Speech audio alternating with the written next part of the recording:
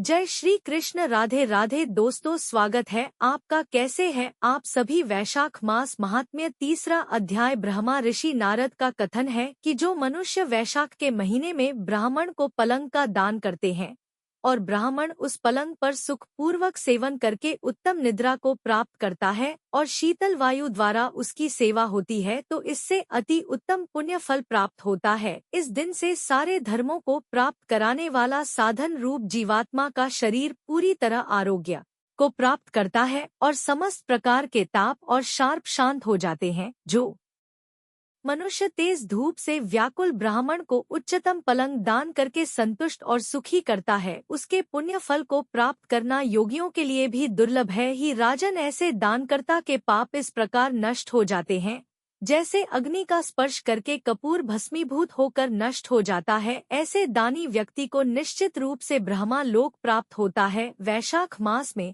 जो श्रद्धालु जन सैया दान करते हैं, वे इसी जन्म में और इसी शरीर में सारे सांसारिक सुख भोगों को प्राप्त करते हैं। ऐसे दानी व्यक्ति का परिवार बड़ा होता है, उसे दीर्घायु, आरोग्य, सुख, सौभाग्य और वैभव के सहित आत्मीय जनों से भरा पूरा बढ़ा परिवार प्राप्त होता है। ऐसे धर्मात्मा आपके कोई में शौक पीढ़ियों तक अपनी अधर्म या पाप करने वाला प्राणी जन्म नहीं लेता है। ऐसे महत्वपूर्ण और सर्वश्रेष्ठ वैशाख माह में करने वाले धार्मिक पर्व सारे सांसारिक सुखों को भोगकर अंत में विष्णु लोक को प्राप्त करते हैं।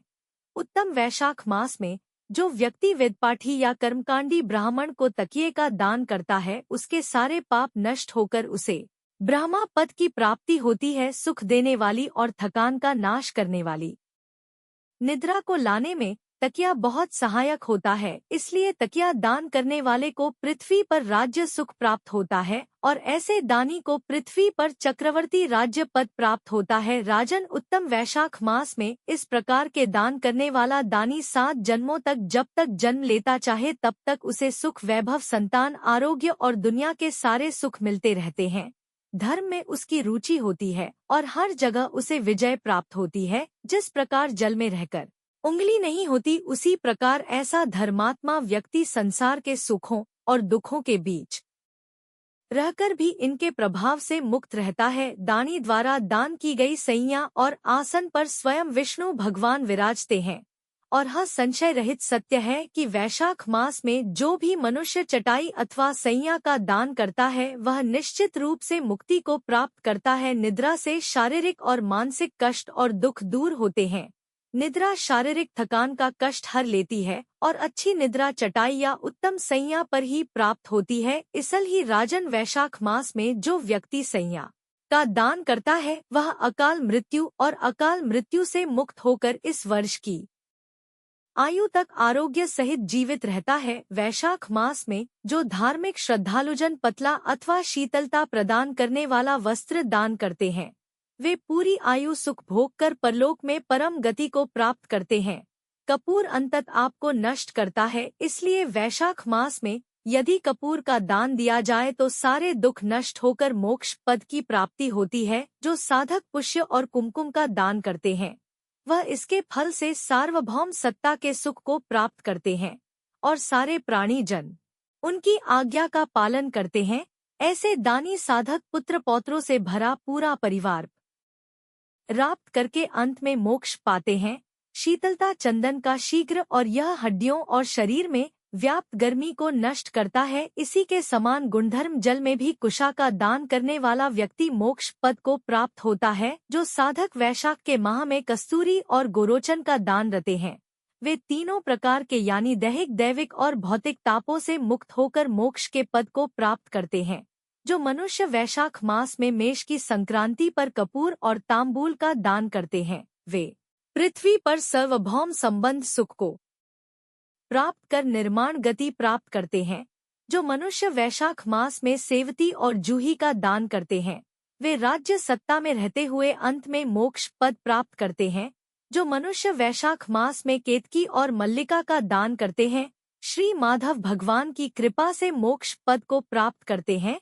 जो साधक ब्राह्मण को पुंगीफल यानी सुपारी और सुगंधित द्रव्य उपादानों और नारियल का दान करते हैं, अब उनके फल को श्रद्धा सहित सुनो। एक ऐसे पुण्यात्मा व्यक्ति 7 जन्मों तक ब्राह्मण के घर में जन्म लेते हुए वेदपाठी विद्वान और धनवान होते हैं और अंत में साथियों सहित भगवान विष्णु को प्राप्त करते हैं। हे राजन, जो व्यक्ति वैशाख मास में विश्राम के लिए मंडप का निर्माण कराकर दान करता है, उसके पुण्य फल का वर्णन करने की शक्ति मुझ में नहीं है। जो मनुष्य उत्तम उत्तम छाया मंडप का निर्माण कराकर उसमें बालों बिछाकर प्याऊ लगवा देता है, वह स्वर्ग का स्वामी होता है, यानी इंद्र पद प्राप्त करता है। यह बात पूरी तरह संशय रहित है, यानी इसमें कोई संग हुई है। जो मनुष्य पथिकों के मार्ग में बाग बगीचे लगवाता है, कुआं तालाब या मन नवनिर्मित कराता है, वह बड़ा ही धर्म महात्मा माना जाता है और पुत्र के बिना भी स्वर्ग को प्राप्त करता है। शास्त्रों में 7 प्रकार की संतानें कही गई है। जो मनुष्य इंसानों में से किसी एक को भी प्राप्त नहीं करता है, वह स्वर्ग का अधिकारी नहीं हो पाता। आधर्म शास्त्रों का भक्तिपूर्वक श्रवण करना, तीर्थ यात्रा करना और सत्संग लाभ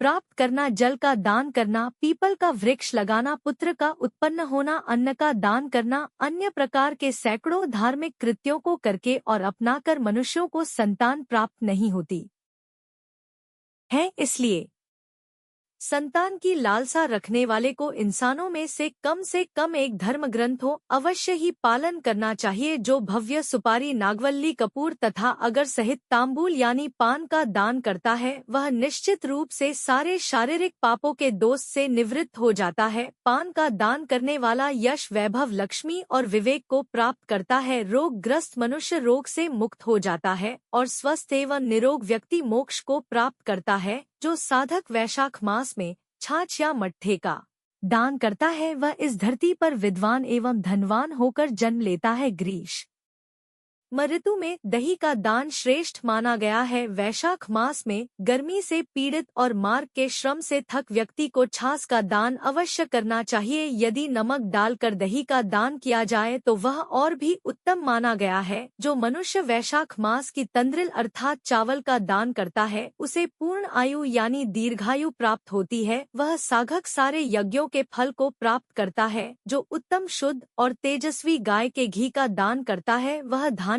अश्वमेध यज्ञ का फल प्राप्त करके श्री विष्णु मंदिर में आनंद को प्राप्त करता है। जो साधक वैशाख मास में मेष की संक्रांति पर ककड़ी और गुड़ का दान करता है, वह सारे पापों से मुक्त होकर श्वेत द्वीप में जाकर वास करता है। यह ध्रुव सत्य है। जो मनुष्य घर में के ताप को दूर करने के लिए एक यानी गन्ने का दान करता है, वह अनंत पुण्यफल का भागी होता है। शाम के समय पके फल और गन्ने का दान करने से पितृगणों को सुधापान का सुख प्राप्त होता है और अमावस्या के दिन पेय पदार्थ से भरे घड़े का दान करने से गया जी में किए गए शोधों का फल प्राप्त होता है। हाँ बोलो विष्णु भगवान की जय। 3रा अध्याय समाप्त। आगे सुनने के लिए यदि आपने मेरा चैनल को सब्सक्राइब कर ले ताकि आप लोगों को आगे के पार्ट सुनने को मिले। आशा करती हूँ कि आप लोग को ये कथा अच्छी लगी होगी, तो मुझे कमेंट में जरूर बताएं।